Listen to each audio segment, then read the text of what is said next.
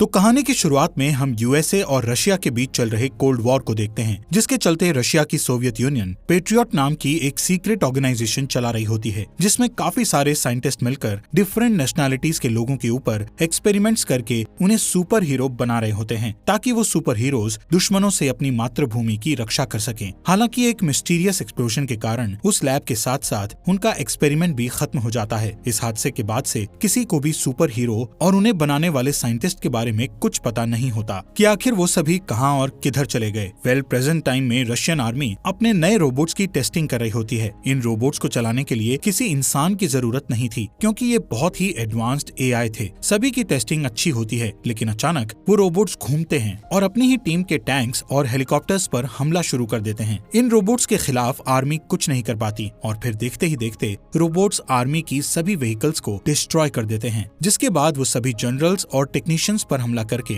उन्हें भी मार डालते हैं। तभी हमें पता चलता है कि इस हमले के पीछे डॉक्टर कुराटोव का हाथ है, जो कि बहुत सालों पहले पेट्रियट प्रोजेक्ट के साइंटिस्ट में से एक था। डॉक्टर कुराटोव के पास काफी सुपर पावर्स आ चुकी थी, जिनसे वो बिजली पैदा करके मशीनों को कंट्रोल कर सकता था। वो उन सभी रोबोट्स को कंट्रोल करके अपने साथ ले जाता है। कुछ समय के बाद मिनिस्ट्री ऑफ डिफेंस इस इंसिडेंट के बारे में जानकारी निकालने के लिए मीटिंग करती है, जहाँ मेजर जनरल निकोलाई सबको कोल्ड वॉर के दौरान हुई घटनाओं के बारे में बताते हैं कि 1940 में कुराटोव नाम का डॉक्टर पेट्रियट प्रोजेक्ट के टेक्नोलॉजीज डिपार्टमेंट में इंचार्ज था, जहां कुराटोव मॉड्यूल 1 नाम के एक ऐसे प्रोजेक्ट पर काम कर रहा था जिसमें एक रिमोट के द्वारा किसी भी व्हीकल को कंट्रोल किया जा सके, पर उसका एक्सपेरिमेंट फेल हो गया, जिसके कारण उसका प्रोजेक्ट बंद करवा दिया। इसके बाद कुराटोव पेट्रियट प्रोजेक्ट के हेड प्रोफेसर विक्टर से जेलस होने लगा, क्योंकि विक्टर का इंसानों को सुपर पावर बनाने वाला एक्सपेरिमेंट सफल हो गया था। इसलिए कुराटोव ने अपने पर्सनल एक्सपेरिमेंट के लिए विक्टर की रिसर्च को चुराने का फैसला किया। असल में वो विक्टर को पीछे करके खुद को एक ग्रेट साइंटिस्ट बनाना चाहता था। इस कारण कई लोग उसके शिकार बन गए, इसलिए कुराटोव को अरेस्ट कर लिया गया, लेकिन वो किसी तरह भाग निकला और अपनी लैब में छिप गया। जिसके बाद आर्मी उसकी लैब पर गई, लेकिन कुराटोव ने उस जगह पर बॉम्ब लगा दिए थे, जिससे लैब में एक बड़ा एक्सप्लोजन हुआ और सभी लोग मारे गए। तब आर्मी जनरल्स को लगा कि कुराटोव मर चुका है, लेकिन कुराटोव बच गया था और इस एक्सप्लोजन से निकले केमिकल्स ने उसके शरीर को मॉड्यूल 1 एक्सपेरिमेंट में बदल दिया था। इसके बाद निकोलाई कहते हैं कि अब उसे हराने के लिए हमें उसके द्वारा बनाए गए सुपर हीरोज को खोजना होगा। इसी दौरान हम कुराटोव को आर्मी के गोदामों से उनके सभी व्हीकल्स और रिसोर्सेज को चुराते हुए देखते हैं। यहाँ मीटिंग के बाद ministry of defence patriot organisation को दोबारा ओपन करने का फैसला लेती है, जिसका चार्ज मेजर एलिना को दिया जाता है। एलिना अपनी टीम को ढूंढने का कहती है और इस मिशन का नाम द गार्डियंस रखा जाता है। अब जैसे ही उन्हें सुपर पावर्स की थोड़ी इन्फॉर्मेशन मिलती है, वो उनकी खोज में निकल जाते हैं, जहाँ सबसे पहले वो आर्मेनिया के एक हिडन टेम्पल में लेयर नाम के सुपर हीरो को ढूंढ निकालते हैं, जो कि यहाँ सन्यासी बनकर अपनी पुरानी जिंदगी को भुलाने की कोशिश कर रहा था। एलेना उससे पेट्रियट प्रोजेक्ट के बारे में बात करती है। तब लेयर अपनी पावर्स को दिखाते हुए पत्थरों को हवा में उठा लेता है और एलेना से कहता है कि मैं उस प्रोजेक्ट के साथ काम नहीं करना चाहता। लेकिन जब एलेना उसे बताती है कि कुराटोव जिंदा है, तो लेयर उनके प्रोजेक्ट में काम करने के लिए मान जाता है, क्योंकि लेयर को कुराटोव से बदला लेना है। इसके बाद वो ईस्ट कजाकिस्तान के लिए निकल जाते हैं, जहाँ हम खान नाम के दूसरे सुपर हीरो को देखते हैं। जब एजेंट्स हथियारों से भरी गाड़ियों के साथ उनके पास जाते हैं, तब खान अपनी पावर से बहुत तेजी से मूव करता है और सभी को तलवार से मार डालता है। तभी खान लेयर को देखकर रुक जाता है, जहां लेयर उसे भी कुराटोव से बदला लेने के लिए अपने साथ आने को कहता है। इसके बाद वो नॉर्दर्न साइबेरिया जाते हैं, जहां आर्सूस नाम का तीसरा सुपर हीरो जंगल में रह रहा था। आर्सूस जैसे ही कुछ सोल्जर्स को देखता है, तो वो एक जानवर में बदल जाता है, उन सभी को फेंकने लगता है। तभी इसकी नजर लेयर और खान पर जाती है। आर्सूस भी बदला लेना चाहता है, इसलिए वो भी उनके साथ शामिल हो जाता है। अब वो लास्ट सुपर हीरो को ढूंढने के लिए मॉस्को जाते हैं, जहां जीनिया एक फेमस परफॉर्मर बन गई है और वो अपनी पावर्स का यूज पूल में परफॉर्म करने के लिए करती है, क्योंकि जीनिया पानी में इनविजिबल हो जाती है। शाम को एक शो के बाद जीनिया खान को अपने ड्रेसिंग रूम में देखकर उस पर हमला कर देती है। तब खान फाइट को रोकने के लिए तेजी से मूव होकर दूसरी ओर खड़ा हो जाता है। इसके बाद वो जीनिया को याद दिलाता है कि वो उसका दोस्त है, पर जीनिया उस पर दोबारा अटैक करती है। तभी वहाँ लेयर आता है और जीनिया उस पर भी अटैक करती है। इस फाइट में लेयर जीतता है, क्योंकि उसी ने जीनिया को फाइट सिखाई थी। तभी आर्सूस वहाँ आता है और जीनिया को समझाता है कि हम सभी अपनी पावर्स के कारण पिछले 40 साल से जवान हैं। साथ ही कहता है कि भले ही तुम हमें याद ना करती हो, लेकिन तुम उस आदमी से बदला लेने के लिए हमारे साथ आ सकती हो, जिसने हमें ऐसा बनाया है। उसी दौरान हम कुराटोव को देखते हैं जिसने अपनी क्लोन आर्मी को बना लिया होता है। वहीं सभी लोग अब पेट्रियट हेडक्वार्टर्स आ जाते हैं। जीनिया बताती है कि उसे सिर्फ 1978 के समय की मेमोरी याद है जहां डॉक्टर्स ने उसे सेवास्टोपोल के पास देखा था, लेकिन उसकी पहचान कोई नहीं कर सका। उसे सिर्फ उसकी रिंग से अपना नाम पता चला, लेकिन डॉक्टर्स ने कहा था कि टाइम के साथ उसकी मेमोरी वापस आ जाएगी, लेकिन अभी तक ऐसा नहीं हुआ था। इसके बाद जीनिया ने नोटिस किया कि उसकी एज बढ़ नहीं रही है, इसलिए वो लोगों की नजर में आने से बचने के लिए ट्रैवल करने लगी। जीनिया अपनी पावर्स के बारे में बताती है कि वो पानी में इनविजिबल हो सकती है और किसी भी सिचुएशन के अकॉर्डिंग अपनी बॉडी के टेम्परेचर को कंट्रोल कर सकती है। इसी दौरान एलेना की टीम का एक ऑफिसर वहाँ आता है और उन्हें बताता है कि उन्होंने कुराटोव को एक कबाड़ खाने में नोटिस किया है और वो उस एरिया को अपने कमांड सेंटर की तरह यूज कर रहा है। इसके बाद सभी उस जगह पर पहुँचते हैं जहाँ बारिश होते देख जीनिया खुश हो जाती है और पानी में भीग कर इनविजिबल हो जाती है। तभी उन्हें पता चलता है कि किसी ने उनके सिग्नल को जैम कर दिया है, इसलिए वो अब हेडक्वार्टर्स से कम्युनिकेट नहीं कर पाएंगे। अब वो चारों अलग अलग जगह से हमला करने के लिए एक दूसरे से अलग हो जाते हैं, जहां जीनिया बिना परवाह किए अंदर चली जाती है। यहाँ कुराटोव के गार्ड्स के पास स्पेशल गॉगल्स होते हैं जिनसे उन्हें जीनिया का बॉडी टेम्परेचर दिखाई देता है, इसलिए वो तुरंत अपने स्पेशल वेपन से जीनिया को फ्रीज कर देते हैं। दूसरी ओर आरसूस और खान अपनी पावर से ज्यादा लोगों को मारने लगते हैं। जब खान चलना बंद करता है तब गार्ड उस पर पैरालाइज्ड डार्ट से अटैक करके उसे रोक देता है। वहीं आरसूस को भी एक जाल में फंसाकर पकड़ लिया जाता है। इधर बिल्डिंग के अंदर लैर अपनी बॉडी को पत्थरों से ढकने से पहले एक छोटा भूकंप लाता है और सभी गार्ड्स को मार देता है। तभी वहाँ कुराटोव आता है और लैर पर हमला करना शुरू कर देता है, लेकिन कुराटोव को लैर के अटैक से फर्क नहीं पड़ता है। कुराटोव लैर पर हावी हो जाता है और उसकी पीठ तोड़कर उसे घायल कर देता है। इसके बाद हम लैर, खान और आरसूस को कुराटोव की फोर्स फील्ड सेल में बंद देखते हैं, जहाँ कुराटोव उनसे कहता है कि मैं तुम्हारी सभी पावर्स और खामियों को जानता हूँ, इसलिए मैंने अपने गार्ड्स को इस तरह के हथियार दिए हैं जिनसे वो तुम्हें पकड़ सके। यहाँ कुराटोव उन लोगों को अपने साथ जुड़ने के लिए कहता है, पर आरसूस उसका साथ देने से साफ मना कर देता है, जिस पर कुराटोव उन्हें सोचने के लिए 24 घंटे का समय देता है। तभी आरसूस अपने चाकू को कुराटोव की ओर फेंकता है, लेकिन ये एक फोर्स फील्ड है, इसलिए उसका चाकू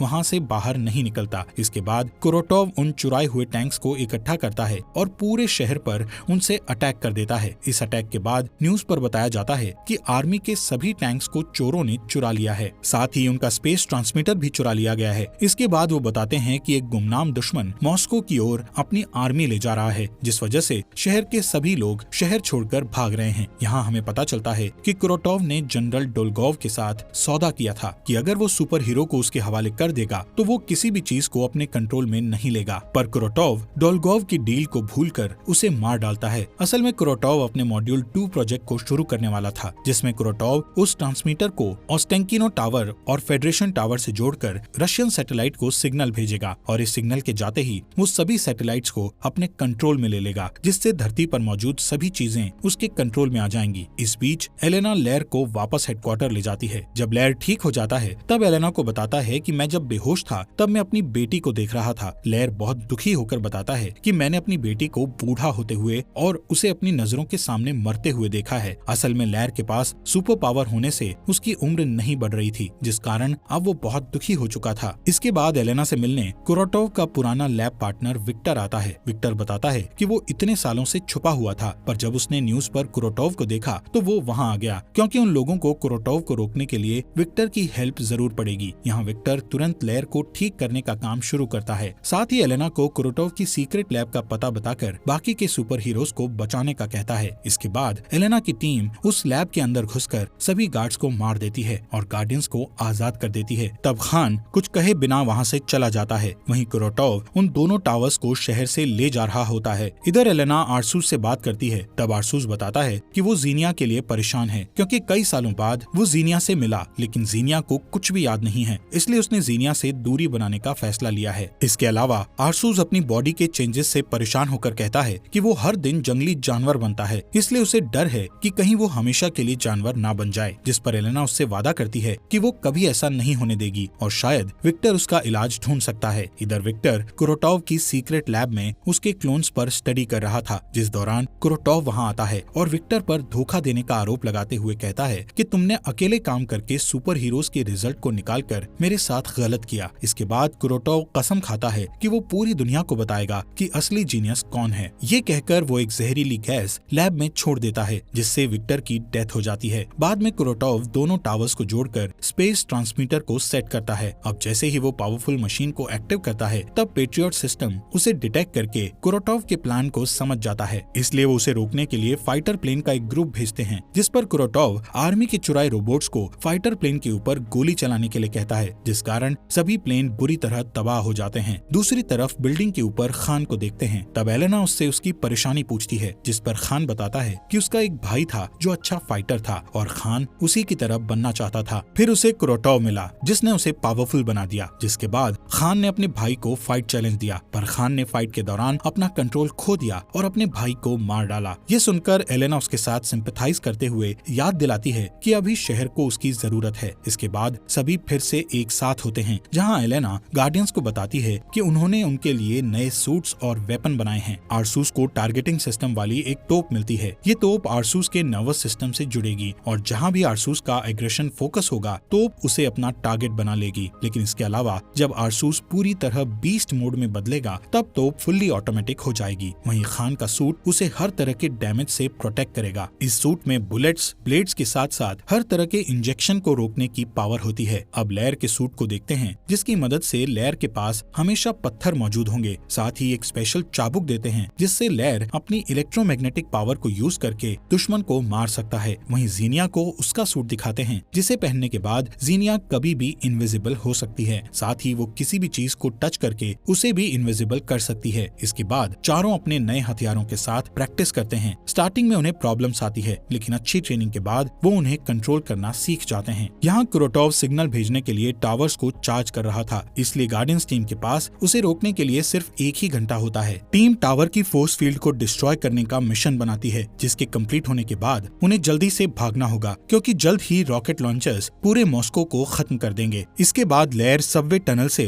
कुरोटोव के एरिया में घुस जाता है और बड़ी आसानी से सभी गार्ड्स को मारने लगता है। दूसरी ओर आरसूस और जीनिया सड़कों पर खड़े पहरेदारों से फाइट करते हैं। जीनिया सभी को इनविजिबल होकर मारती है और आरसूस बीस्ट मोड में जाकर सबको मार डालता है। इसके बाद जीनिया मॉल में लेयर से मिलने के लिए आरसूस के ऊपर बैठकर जाती है। इधर खान प्लेन से टावर तक पहुंच जाता है, पर रोबोट्स उसके प्लेन पर अटैक करते हैं, इसलिए खान को प्लेन से कूदने में परेशानी आती है। दूसरी तरफ आरसूस, लेयर और जीनिया वहां से कुरोटोव के टावर तक पहुंचने के लिए एक बड़े पाइप को पार करना शुरू करते हैं, जिस दौरान गार्ड्स एक साथ उन तीनों पर गोलियां चलाने लगते हैं, जिससे आरसूस फिसल जाता है और लेयर ढाल बनाने के लिए अपने चाबुक को एक्टिव करता है। तभी खान प्लेन से कूदता है और गोली चला रहे गार्ड्स को नीचे गिराकर मार डालता है। इस बीच कुरोटोव की लैब में एलेना को विक्टर मिलता है, जो कि जिंदा था, पर उसके पास ज्यादा समय नहीं बचा था। विक्टर एलेना को बताता है कि अगर सारे सुपर हीरोज अपनी पावर को एकजुट करेंगे तो उनकी पावर्स और भी बढ़ जाएगी, जिससे वो कुरोटोव को आसानी से मार सकेंगे। इसके बाद चारों गार्डियंस टावर में जाते हैं और कुछ गार्ड्स को मारने के बाद वो जनरेटर के पास पहुंच जाते हैं। तब जीनिया जनरेटर को अपनी बॉडी की गर्मी से शॉर्ट सर्किट करने के लिए पकड़ लेती है, जिससे जीनिया को बहुत तकलीफ होती है, पर वो टावर के चारों ओर फोर्स फील्ड को बंद करने में सक्सेसफुल हो जाती है। आरसू जीनिया को गिरने से ठीक पहले पकड़ लेता है। इसके बाद आर्मी उस टावर को डिस्ट्रॉय करके कुरोटोव को मारना चाहती है, लेकिन एलेना उन्हें इंतजार करने के लिए कहती है ताकि गार्डियंस को कुरोटोव से बदला लेने का चांस मिल सके। गार्डियंस कुरोटोव से लड़ने उसके पास जाते हैं, जहां कुरोटोव अपनी पावर से आरसूस की तोप और लेयर के चाबुक को आसानी से डिसेबल कर देता है। इसके बाद वो खान को भी पीटता है। तभी जीनिया इनविजिबल होकर उसे चकमा देती है और लेयर को छूकर उसे भी इनविजिबल बना देती है। इस तरह वो दोनों मिलकर चाबुक से कुरोटोव को पकड़ लेते हैं। तब खान उसे ब्लेड से मारने की कोशिश करता है, लेकिन कुरोटोव बहुत स्ट्रॉन्ग था, इसलिए वो खुद को शॉक वेव से फ्री करके तीनों गार्डियंस को पीछे धकेल देता है। तभी आरसूस बीस्ट मोड में उठकर कुरोटोव पर अटैक करता है, लेकिन कुरोटोव उसे भी मारकर घायल कर देता है। इसी दौरान आर्मी उस जगह को ब्लास्ट करने के लिए मिसाइल्स लॉन्च करने का ऑर्डर देती है। यहाँ खान एक प्लेन को उड़ते देखकर अपनी ग्रैपल लाइन को उससे जोड़ता है और अपने सभी साथियों को लेकर वहाँ से दूर ले जाने लगता है। तभी कुरोटोव उस प्लेन को कंट्रोल कर लेता है, इसलिए खान को लाइन काटनी पड़ती है। इसके बाद सभी एक नदी में गिर जाते हैं। ठीक उसी समय आर्मी मिसाइल लॉन्च करती है, लेकिन वो कुरोटोव तक पहुंच पाती इससे पहले वो उन्हें कंट्रोल करके आसमान में उड़ा देता है। अब कुरोटोव फिर से सैटेलाइट से कांटेक्ट बनाना शुरू करता है। यहाँ एलेना नदी के किनारे गार्डियंस से मिलती है और उन्हें विक्टर की बताई सारी बातें बताती है, इसलिए गार्डियंस जोखिम लेने का फैसला करते हैं और अपनी सारी पावर्स लेयर पर कंसंट्रेट करते हैं, जिससे एक एनर्जी बनती है और टावर को डिस्ट्रॉय कर देती है, जिससे कुरोटोव की डेथ हो जाती है। इसके बाद हम न्यूज देखते हैं जिसमें बताया जाता है कि शहर को अनजान ताकत से बचा लिया गया है। असल में अभी भी किसी को गार्डियंस के बारे में नहीं बताया गया था। सभी का मानना था कि आर्म्ड फोर्सेस ने शहर को बचाया है। एलेना गार्डियंस को उनकी हेल्प करने के लिए थैंक्स बोलती है। अब जीनिया की मेमोरी भी वापस आ चुकी थी और वो फिर से आरसूस के साथ अच्छी लाइफ शुरू करना चाहती थी। सभी गार्डियंस वादा करते हैं कि अगर फिर से कोई बड़ी मुसीबत आती है तो वो वापस आएंगे। उनके जाने से पहले एलेना उन्हें बताती है कि उन्हें बाकी के गार्डियंस मिल गए हैं। कुछ समय बाद आधी रात में दो आदमी एक वैन को रोकते हैं, जिससे एलेना बाहर आती है और उनसे लड़ती है। तब एलेना को एक आदमी से पता चलता है कि उसे फेरम नाम के किसी आदमी ने भेजा था। ये नाम सुनकर एलेना टेंशन में आ जाती है और इसी के साथ ये मूवी यहीं पर खत्म हो जाती है। दोस्तों, आपका दिल से शुक्रिया हमारे चैनल फॉक्स एक्सप्लेनर हिंदी को सब्सक्राइब करने के लिए।